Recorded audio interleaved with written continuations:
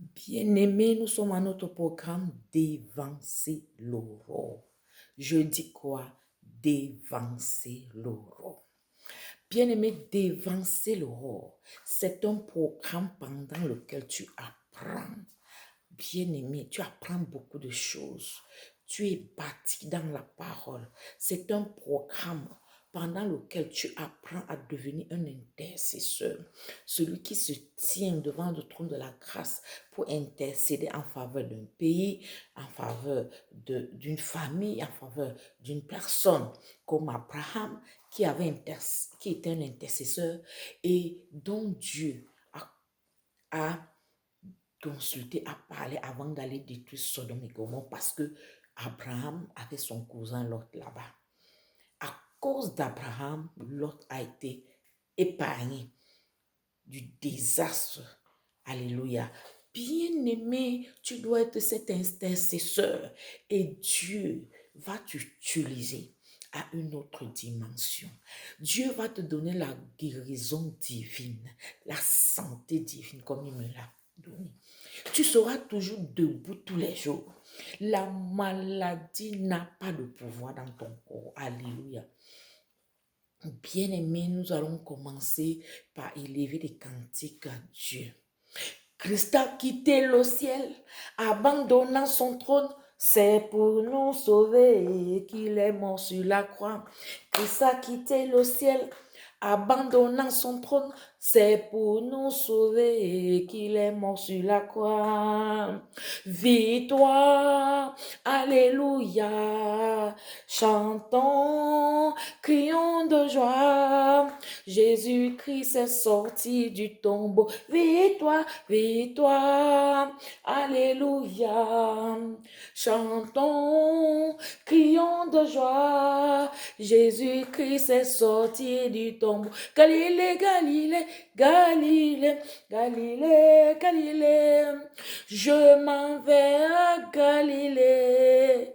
Jésus m'a chargé d'annoncer à tous ses frères qu'il est ressuscité. Galilée, Galilée, Galilée, Galilée, Galilée, je m'en vais à Galilée. Jésus m'a chargé d'annoncer à tous ses frères qu'il est ressuscité. Comment pas encore le faire? Comment pas encore le faire? Comment pas encore le faire? Alléluia. Il guérit, il sauve des vies, il ressuscite les morts, il ne change pas. Dieu a fait des miracles, des prodiges. Dieu va encore le faire. Il va encore le faire. Il va encore le faire. Dieu va encore le faire. Alléluia. Il guérit. Il sauve des vies. Il ressuscite les morts. Il ne change pas. Dieu a fait des miracles, des prodiges. Dieu va encore le faire. Il va le faire dans ta vie. Il va encore le faire. Il va le faire dans ta vie. Alléluia. Il guérit. Il sauve des vies. Il ressuscite les morts. Il ne change pas. Dieu a fait des miracles, des prodiges. Il va encore le faire. Alléluia. Oh, alléluia. Alléluia. Oh, alléluia. Alléluia. Alléluia. Louons le Seigneur. Alléluia. Alléluia. Alléluia. Oh. Chante Hosanna. Chante Hosanna. Chante Hosanna. Chante Hosanna. Chante Hosanna, Hosanna, Hosanna, chante Hosanna, Chante Hosanna, Hosanna, Hosanna, chante Hosanna, Bien-aimé, dis merci à Dieu. Si tu es en bonne santé, si tu peux chanter un matin comme ça, c'est que la grâce de Dieu est dans ta vie. Dieu t'a donné la grâce, c'est un privilège pour toi.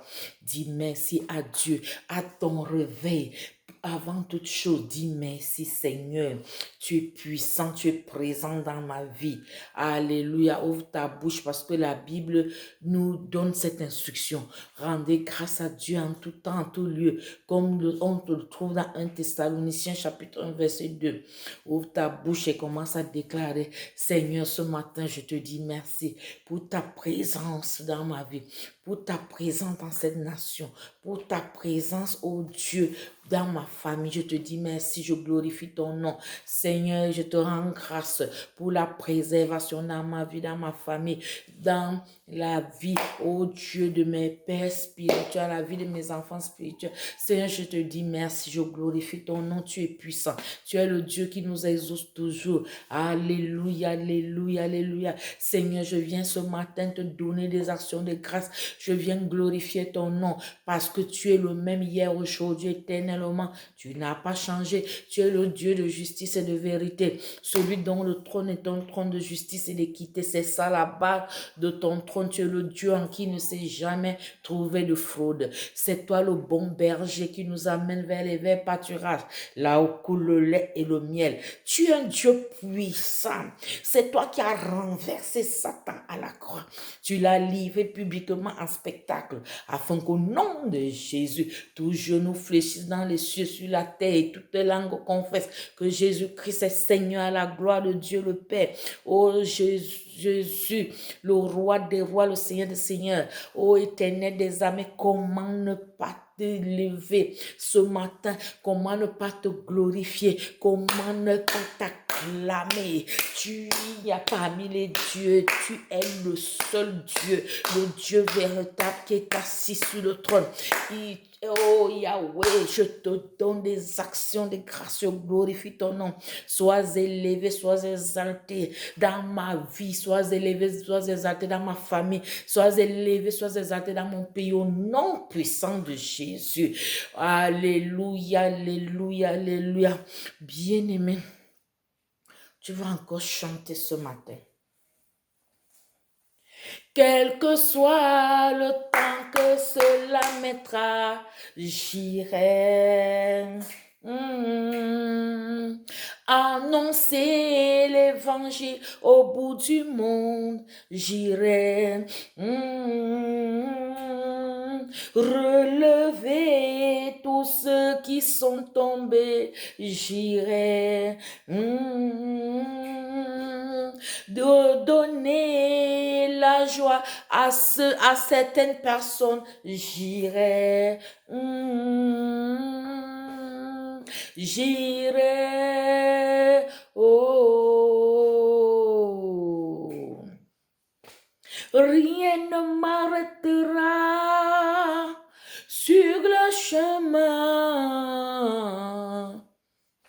La distance encore moins, la souffrance.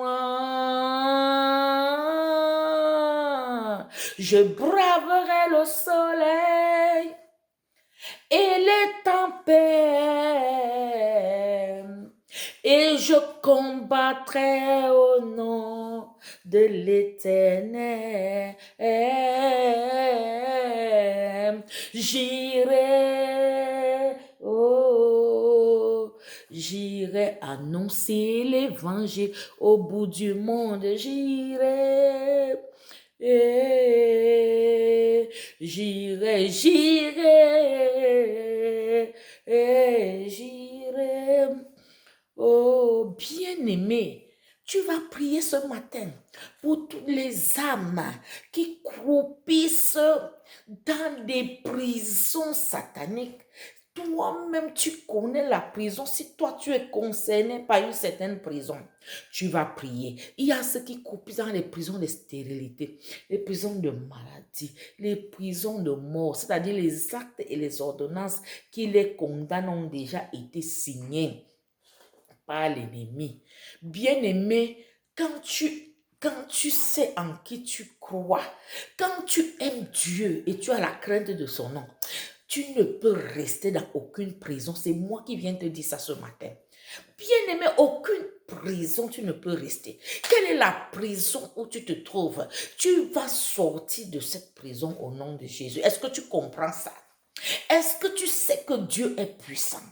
Ça ne lui prend pas de temps pour t'enlever de la prison, mais c'est toi. Est-ce que tu désires sortir de la prison?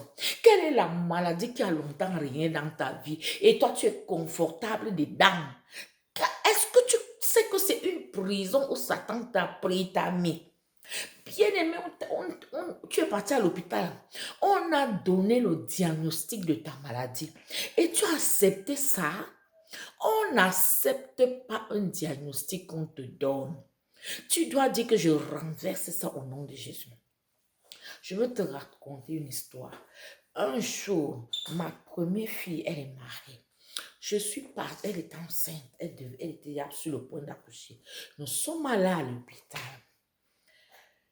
Parce que moi, je pars à l'hôpital, je prie d'abord pour d'abord chasser tous les démons qui existent là. Parce que il faut d'abord en ceinturer l'endroit où tu pars. Tu dis que c'est le Saint-Esprit qui va travailler là-bas. Alors, elle a accouché. Puis, parce que quand nous sommes arrivés, il n'y avait personne, il n'y avait aucune autre femme. Je dis que l'infirmière même nous disait qu'elle voulait déjà aller se reposer un peu. Donc, elle avait tout le temps pour s'occuper. Et comme la fille avait déjà fait le travail à la maison, ça a dit que j'ai dit à Dieu que les Seigneur ne sont pas venus ici pour durer. Donc, en 30 minutes, elle avait accouché. On m'a dit, donne les habits de l'enfant, les couches et tout. Alors, dans la chambre, on nous dit, c'est quoi, un jour après que l'enfant a... On dit ça quand je suis partie de là pour aller à la maison, aller un peu prendre d'autres vêtements. On reste lui dire que l'enfant est anémie et on va faire la perf, on va lui donner du sang, on va faire des perfusions de sang.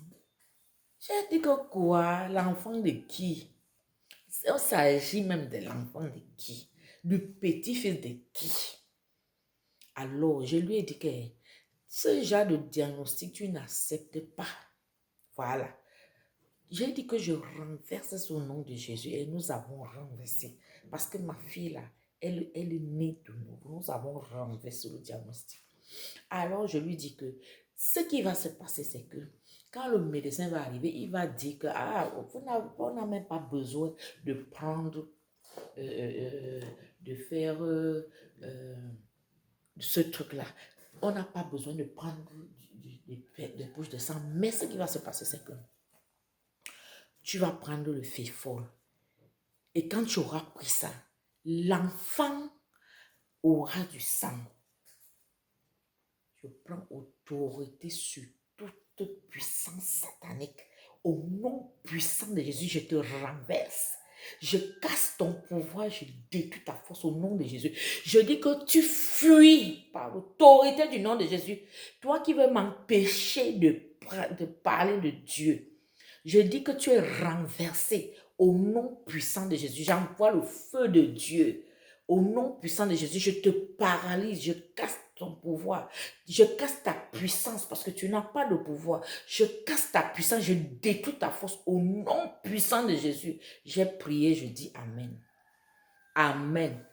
Bien-aimé, j'ai dit que l'enfant, voilà ce que le médecin m'a dit. Et c'est exactement ce qui s'est passé. Quand le médecin est venu, il a dit à ma fille, est-ce que c'est le bébé tel? On dit oui. Oh, il n'y a pas à s'inquiéter. Quand je vais prescrire quelque chose que tu vas prendre, soit peut-être du fer que tu vas prendre comme tu allaites et l'enfant va à travers toi avoir du sang. Et quand il est parti, ma fille a dit, maman, tu es forte. Mais c'est ça, on renverse les décrets de Satan. On renverse tout acte et toute ordonnance qui condamne. Un enfant vient de naître, nous-mêmes nous l'avons vu bien portant, bien coloré. Après, on vient dire qu'on prend le sang, on regarde. Jusqu'aujourd'hui, cet enfant n'a jamais eu de mauvais ni quoi. Mais ça, c'est quel acte et quelle ordonnance qu'on veut te donner pour te condamner et toi aussi, tu acceptes cet acte-là. Vraiment, c'est parce que tu n'es pas spirituel. Quand tu es spirituel, tu n'acceptes pas ce genre d'acte. Alors, s'il y a un acte qui te condamne, je viens déclarer dans ta vie, à partir d'aujourd'hui, pas à travers le sang de Jésus, parce que Jésus-Christ sur la croix a déchiré les actes qui nous condamnaient. Moi, je viens déchirer ton acte là. C'est un acte d'infertilité. Je déchire ça. Et je déclare qu'à partir d'aujourd'hui, l'enfant entre dans ton ventre. Quand tu vas avoir les rapports sexuels avec ton mari, l'enfant entre dans ton ventre. Voilà cet enfant qui vient vers toi au nom de Jésus. À la même époque, l'année prochaine, tu vas accoucher et tu vas te réjouir. Quel est l'acte là? L'acte de maladie qu'on t'a donné. Je dis qu'à partir d'aujourd'hui, j'envoie le sang de Jésus dans ton corps, depuis la plante de tes pieds jusqu'à la chevelure. Au nom puissant de Jésus, je déclare que la maladie qui est en toi est extirpée maintenant. J'arrache cette maladie, j'envoie dans l'abîme des ténèbres. Je dis que c'est la restitution. Tu es guéri au nom de Jésus. Je déclare la santé divine dans ta vie. Au nom puissant de Jésus. C'est quel acte qui te condamne? Tu cherches le visa, il n'y a pas. Je viens te donner le visa ce matin. Va faire tes papiers et on va t'accorder ces visas. Au nom puissant de Jésus, il faut seulement que tu sois dans la vérité. Que tous tes papiers soient réels. Au nom puissant de Jésus. Par l'autorité du nom de Jésus, je déclare sur ta vie. Et ce que je déclare sur ta vie, Dieu dit que ce que nous allons déclarer sur la terre a déjà été déclaré dans le ciel. Et ça s'accomplit dans ta vie, ça devient manifeste. Au nom puissant de Jésus, amen. Alléluia. Bien-aimés, nous allons passer à la parole de Dieu. Alléluia. Devancer l'aurore, c'est un moment où nous prions et nous partageons la parole. Bien-aimé, mon peuple périphérie de connaissance. Si tu n'as pas la connaissance, tu vas périr. Et c'est pour ça que beaucoup t'empêchent d'avoir la connaissance. On va te dire que oh, tu passes les suprêmes, tu passes faire quoi là-bas. Mais c'est là-bas qu'il y a la parole. C'est là-bas qu'il y a la parole. Tu dois être bâti dans la parole. Est-ce que tu me comprends? Tu dois chaque jour lire ta Bible. Ou bien tu écoutes ce que Dieu utilise dans la parole. Tu les écoutes pour être bâti dans la parole. Tu ne dois pas marcher comme un mouton. Tu dois marcher. C'est-à-dire que pendant qu'il y a un sujet, un problème, tu dois avoir le discernement. Tu dois avoir les dons de l'esprit pour discerner et savoir quoi faire. Et c'est ça. Il faut que tu sois bâti, que la parole soit imprégnée dans ta vie. Alléluia. Que toi et la parole vous fassiez un. Donc, c'est de ça qu'il s'agit. Nous allons donc passer à Exode 30. Nous sommes déjà vers la fin. Vers la fin. Alléluia. Exode 30, je lis au nom de Jésus. Modèle de l'autel des parfums. La sainte huile. En fait, c'est un titre qu'on a donné là. 1. Tu feras un autel pour brûler des parfums. Tu le feras de bois d'acacia. 2. Sa longueur sera d'une coudée et sa largeur d'une coudée. Il sera carré et sa hauteur sera de 2 coudées. Tu feras des cornes qui sortiront de l'autel. 3. Tu le couvriras d'or pur. Le dessus, les côtés tout autour et les cornes, et tu y feras une bordure d'or tout autour. 4. Tu feras au-dessous de la bordure 2 anneaux d'or aux 2 côtés, et tu en mettras aux 2 côtés pour recevoir les barres qui serviront à le porter. 5. Tu feras les barres de bois d'acacia et tu les couvriras d'or. 6. Tu placeras l'autel en face du voile qui est devant l'arche du témoignage, en face du propitiatoire qui est sur le témoignage et où je me rencontrerai avec toi. Alléluia. Et où je me rencontrerai avec toi. Alléluia. 7. Aaron, il fera brûler du parfum odoriférant. Il en fera brûler chaque matin lorsqu'il préparera ses lampes. Il en fera brûler aussi entre les 2 soirs lorsqu'il arrangera les lampes. C'est ainsi qu'on brûlera à perpétuité du parfum devant l'Éternel parmi vos descendants. Vous n'offrirez sur l'autel ni parfum étranger, ni holocauste, ni offrande, et vous n'y répandrez aucune libation. Une fois chaque année, Aaron fera des expiations sur les cornes de l'autel avec le sang de la victime expiatoire et il sera fait des expiations une fois chaque année parmi vos descendants. Ce sera une chose très sainte devant l'Éternel. L'Éternel parla à Moïse et dit, lorsque tu compteras les enfants d'Israël pour en faire le dénombrement, chacun d'eux paiera à l'Éternel le rachat de sa personne afin qu'il ne soit frappé d'aucune plaie lors du dénombrement. Voici ce que donneront tous ceux qui seront compris dans le dénombrement. Un demi-cycle selon le cycle du sanctuaire qui est de 20 guéras. Un demi-cycle sera le don prélevé pour l'Éternel. Tout homme compris dans le dénombrement depuis l'âge de 20 ans et au-dessus paiera le don prélevé pour l'Éternel. Le riche ne paiera pas plus et le pauvre ne paiera pas moins d'un demi-cycle comme don prélevé pour l'Éternel afin de racheter leur personne. Tu recevras des enfants d'Israël l'argent du rachat et tu l'appliqueras au travail de la tente d'assignation. Ce sera pour les enfants d'Israël un souvenir devant l'Éternel pour le rachat de leur personne. L'Éternel parla à Moïse et dit, tu feras une cuve d'airain avec sa base d'airain pour les ablutions. Tu la placeras entre la tente d'assignation et l'autel. Et tu y mettras de l'eau. 19, avec laquelle Aaron et ses fils se laveront les pieds et les mains. Lorsqu'ils entreront dans la tente d'assignation, ils se laveront avec cette eau afin qu'ils ne meurent point.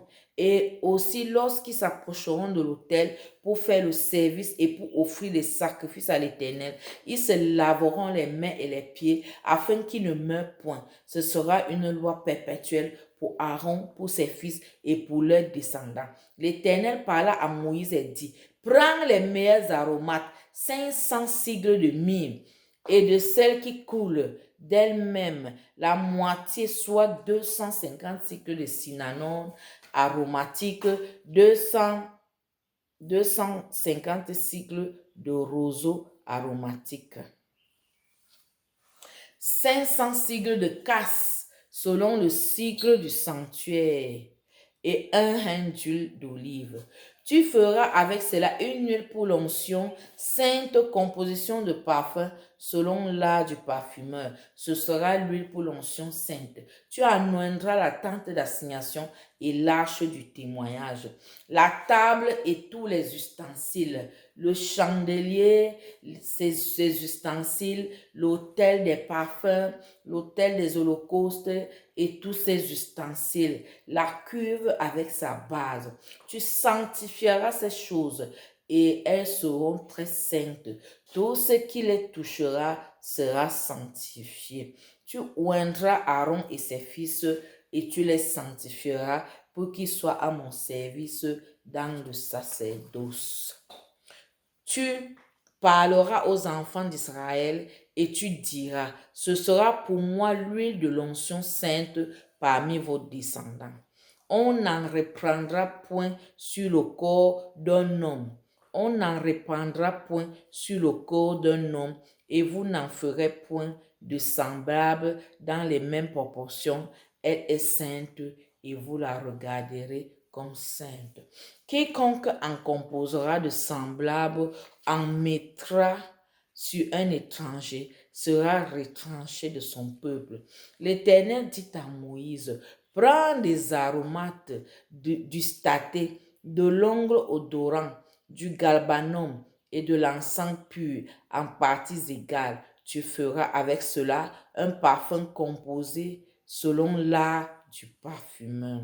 Prends des aromates, du stacté, de l'ongle odorant, du galbanum et de l'encens pur en parties égales. Tu feras avec cela un parfum composé selon l'art du parfumeur.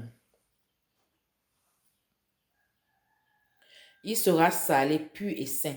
Tu le réduiras en poudre et tu le mettras devant le témoignage dans la tente d'assignation où je me rencontrerai avec toi. Ce sera pour vous une chose très sainte. Vous ne ferez point pour vous de parfum semblable dans les mêmes proportions. Vous le regarderez comme saint et réservé pour l'Éternel. Quiconque en fera de semblable pour le sentir sera retranché de son peuple. Alléluia. Honorons la parole de Dieu, Seigneur. Ta parole, c'est la vérité. Nous t'honorons à travers ta parole au nom puissant de Jésus. Amen. Amen. Bien-aimés, nous avons lu Exode 30. Nous sommes en train d'avancer. Bientôt, nous allons finir le livre d'Exode pour aller au livre de Lévitique. Alléluia. Bientôt, nous terminons Exode qui s'arrête au 40 chapitres. Nous sommes au chapitre 30. Donc, il nous reste 10 chapitres pour finir avec Exode. Nous sommes en train d'aller sûrement. Bien-aimé, si tu nous suis, jusqu'à la fin Apocalypse, tu seras bâti dans la parole. Bien-aimé, Exode 30, qu'est-ce que nous retenons? Alléluia. On nous parle ici du modèle de l'autel des parfums. Nous savons que Dieu aime le parfum. Quand le parfum arrive devant le trône de la grâce, Dieu hume le parfum et il est content. Bien-aimés, ici nous sommes en l'ancienne alliance où Dieu était venu rester dans la tente d'assignation. Alléluia. Bien-aimés, aujourd'hui, Dieu est au ciel et Dieu est en nous. Ça veut dire quoi? Le parfum que nous devons produire à Dieu, ça doit venir de nous. C'est la prière des saints qui monte comme un parfum de bonne odeur vers le trône de la grâce. Bien-aimé, tu dois être sanctifié pour que quand tu pries, de toi sort un parfum qui monte et va vers les couronnes portées par les 24 vieillards et les 4 anciens. Et c'est ce parfum-là que pendant que les anciens, les 24 vieillards, jettent les couronnes pendant l'adoration, parce qu'il est dit que tout le monde adore Dieu devant le trône de la grâce et jette les couronnes. Les anges se postèrent, les 24 vieillards se prosternant jettent des couronnes et le parfum se répand. Dieu aime ce parfum, Dieu se nourrit de ce parfum. Bien-aimé, c'est ton parfum qui te représente devant le trône de la grâce. Est-ce que tu comprends ça? Ton corps doit dégager du parfum. La Bible dit que la prière d'un pécheur est une abomination devant Dieu. Mais la prière fervente du juste, celui qui a été sanctifié par le sang de Jésus, celui qui s'est converti, celui qui a accepté Jésus-Christ comme son Seigneur, son sauveur personnel, celui-là, quand il prie, c'est du parfum qui dégage. c'est bon. Et c'est ça que Dieu aime. Bien-aimé, tu dois donc faire en sorte que de ton corps sorte du parfum. Tu dois offrir ton corps en sacrifice à Dieu. Pas la prière.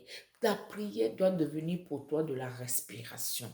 Ça doit être de la respiration. Est-ce que tu comprends ça? Est-ce que tu comprends ça? Alléluia. Tu dois être un intercesseur. C'est pour ça que Dieu aime les intercesseurs. Des intercesseurs sortent toujours un parfum. Et Dieu sait que non, ça là, ce parfum qui arrive là, c'est elle. Dieu connaît déjà l'odeur de ton parfum. Est-ce que tu comprends ça, bien-aimé? Est-ce que le parfum de toi sort le parfum? C'est ça. C'est de ça qu'il s'agit. Alléluia. Qu'est-ce qu'on peut encore retenir? Dieu nous a donné dans la Bible comment faire, comment préparer l'huile d'onction et comment préparer du parfum. Alléluia. Alors, c'est pour ça que tu ne dois offrir aucun parfum étranger. Ça veut dire quoi? Tu ne dois pas donner à Dieu quelque chose. C'est-à-dire, on ne doit pas retrouver un feu étranger chez toi. Non. Quand Dieu dit que toi, tu dois te marier à quelqu'un qui est de Dieu. Tu es né de nouveau, épouse un né de nouveau. Parce que vous ferez un. Sinon, ce sera un parfum étranger qui va venir, qui va sortir de vous. C'est compliqué. Dieu dit au verset 9 d'Exode 30, vous n'offrirez sur l'autel ni parfum étranger, ni holocauste, ni offrande, et vous n'y répandez aucune libation. On ne veut pas de feu étranger. Comme Salomon qui était parti prendre des épouses qui étaient même des filles de Pharaon, c'est-à-dire d'autres dieux, et qui sont venus maintenant commencer à faire des offrandes à ces dieux-là. Ça, c'est un feu étranger. C'est pas bon. Bien-aimé, tu dois toujours regarder autour de toi. C'est pour ça que Dieu avait dit à Jacob, quand Jacob sortait de chez Laban, où il avait pris tous ses 2 femmes et ses enfants, où il est parti, il faisait déjà chemin retour, Dieu lui a dit, ôte de toi tous les dieux étrangers, ôte de ton environnement, ôte de ta maison. C'est-à-dire que même tes femmes là, il ne faut pas qu'ils aient des dieux étrangers. Nous savons que Rachel avait pris les dieux de son père. Alléluia. Elle avait volé les dieux de son père, les téraphins. Et elle a fui avec. Et quand son père est venu pour chercher ça, elle n'a pas voulu donner. Elle avait mis ça sur la selle de l'âne où elle était assise. Et elle n'est même pas allée saluer son père pour dire à son père que... Sinon, elle est pas allée saluer son père parce qu'elle avait peur que ça allait tomber et on allait voir. Elle voulait garder le faux Dieu. Et Dieu a dit à Jacob que débarrasse-toi des faux dieux. Oui, c'est ça. Même tes enfants, quand tu es dans une maison, il faut souvent vérifier qu'il n'y ait pas quelque chose qui va venir empêcher Dieu d'agir. C'est-à-dire que c'est l'idolâtrie. Ça empêche, c'est-à-dire que c'est quelque chose qui est un frein, même pour que ta prière monte, un frein pour que ton parfum monte vers Dieu. Ce sera un frein pour que tu sois représenté au trône de la grâce. Bien-aimé, il faut toujours regarder. C'est pour ça que dans ton maison, est-ce qu'il y a quelqu'un qui est peut-être quelqu'un de ta famille qui est venu chez toi avec une idole?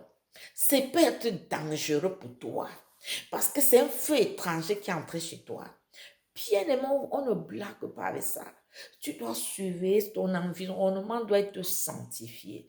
Et c'est pour ça que La parole de Dieu ne nous dit même pas que Rachel a finalement s'est débarrassée de cet érafin.